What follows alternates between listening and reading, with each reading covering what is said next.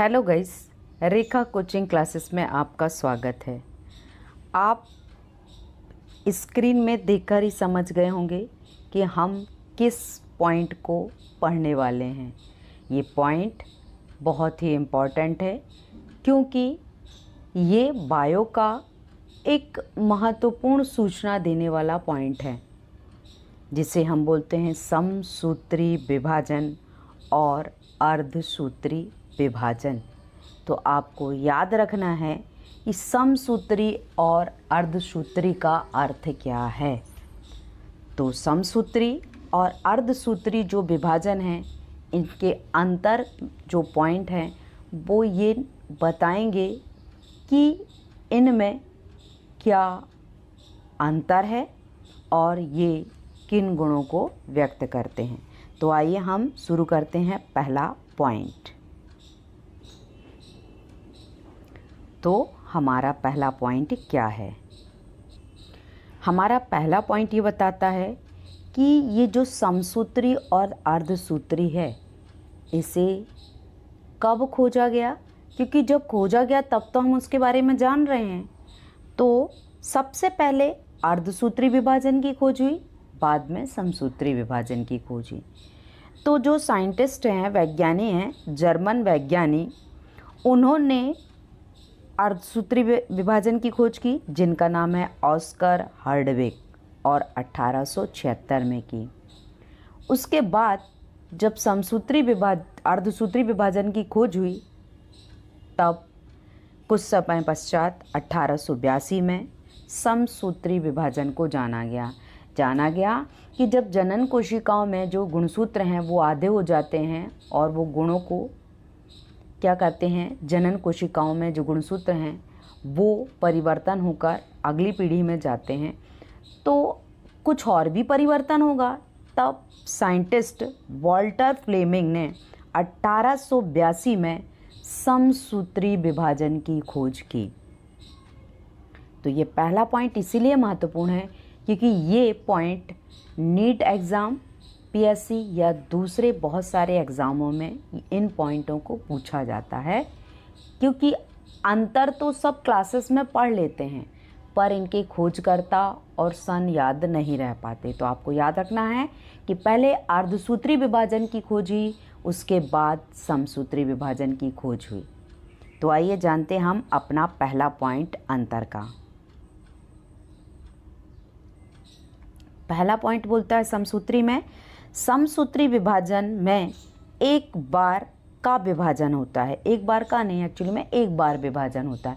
यानी क्या होता है, एक कोशिका जो है, हम चित्र के माध्यम से भी अभी देखेंगे कि एक बार कोशिका जो है वो संतति कोशिका में बदलती है, तो एक कोशिका से जो गुणसूत्र हैं वो दो भागों में बढ़ जाते हैं। तो एक कोशिका से दो कोशिका बनती है। पर अगर हम अर्धसूत्री विभाजन देखें तो उनमें दो बार विभाजन की प्रक्रिया होगी। पहले दो संतति कोशिका और दो से फिर चार संतति कोशिका बनती हैं। इसीलिए इसमें बोला गया है कि दो बार विभाजन होता है। अगला पॉइंट बोलता है समसूत्री विभाजन में गुणसूत्र की संख्या मूल कोशिका की जितनी होती है। क्यों? क्योंकि उसका नाम ही है समान, यानी समसूत्री। जब समान संख्या होगी तो गुणसूत्रों की संख्या क्या होगी, समान ही होगी, उनमें परिवर्तन नहीं होगा। जितने पहले थे उतने ही बाद में होंगे। अगला बोलता है अर्धसूत्री विभाजन। इस विभाजन में, अर्धसूत्री विभाजन में मूल कोशिका के जो गुणसूत्रों की संख्या है वो आधी आधी हो जाती है। तो आपको याद रखना है अर्धसूत्री विभाजन में क्या प्रोसेस है। आइए जानेंगे थर्ड पॉइंट। तीसरा पॉइंट कहता है समसूत्री विभाजन में दो संतति कोशिकाएं बनती हैं। अभी आपको मैंने पहले ही एक्सप्लेन किया था। और अर्धसूत्री विभाजन में चार संतति कोशिकाएं बनती हैं।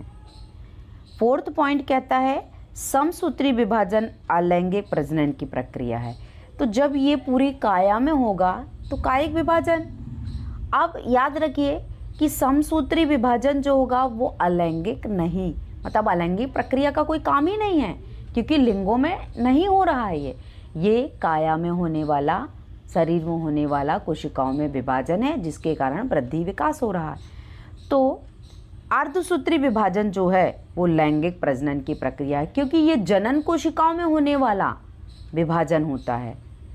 अतः अर्धसूत्री विभाजन लैंगिक जनन की प्रक्रिया के अंतर्गत आता है, याद रखना है आपको।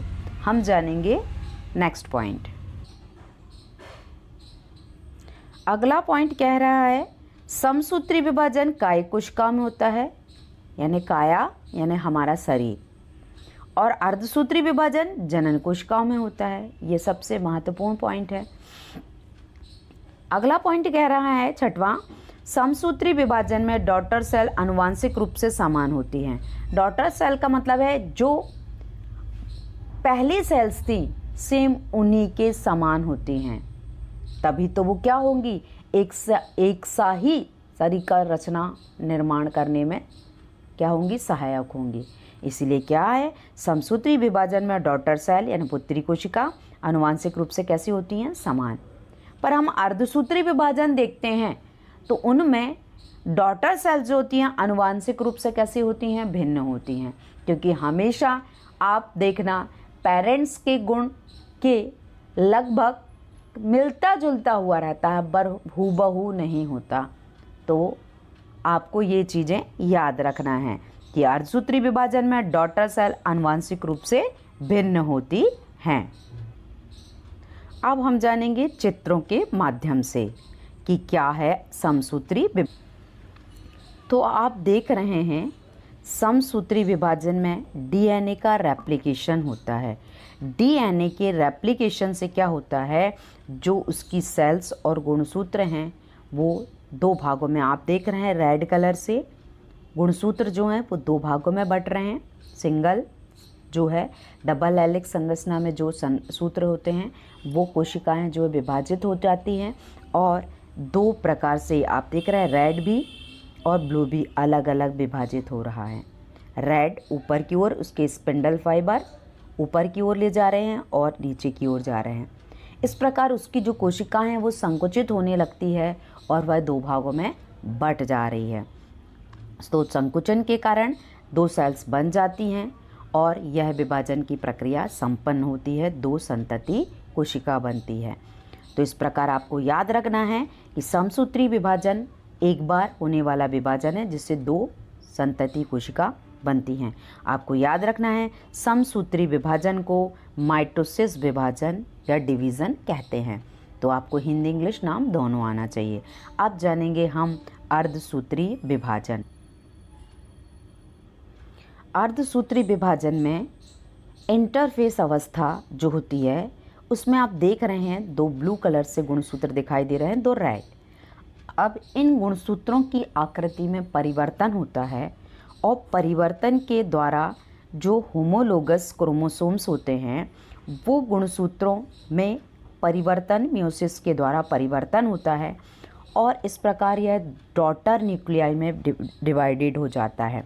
जब इनमें आप देख रहे हैं ये आसपास क्या करते हैं, क्रॉस के समय गुणसूत्रों में जो गुणों में परिवर्तन दिखाई दे रहा है, कुछ गुण रेड का ब्लू में और ब्लू का रेड में चला जाता है। तो ये जो गुणों का आदान प्रदान अर्धसूत्री में होता है, तो ये माता पिता के जो गुणसूत्र हैं वो बच्चों में जाते हैं। तो ये विनिमय बहुत ही आवश्यक है। तो इस प्रकार डॉटर न्यूक्लियाई बनता है और मियोसिस विभाजन के बाद सेकंड जब अवस्था होती है तो दो पुत्री न्यूक्लियाई से चार न्यूक्लियाई बन जाते हैं। तो आप देख रहे हैं सारे सेल्स में अलग अलग प्रकार से उनके गुणसूत्र उपस्थित हैं जो गुणों को व्यक्त करेंगे। तो ये होता है अर्धसूत्री विभाजन जो कि जनन कोशिकाओं में पाया जाने वाला है। तो इस प्रकार हमने इन पॉइंटों को जाना। तो आज का पॉइंट यहीं तक था। आज हमने गुणसूत्रों की बहुत ही अच्छी क्वालिटी को जाना। अगले वीडियोस में फिर मिलते हैं। Please like and subscribe. अच्छा लगता है तो प्लीज़ लाइक कीजिए, जिससे मैं और भी अच्छे वीडियोस डाल सकूं। Okay, thank you for watching my videos.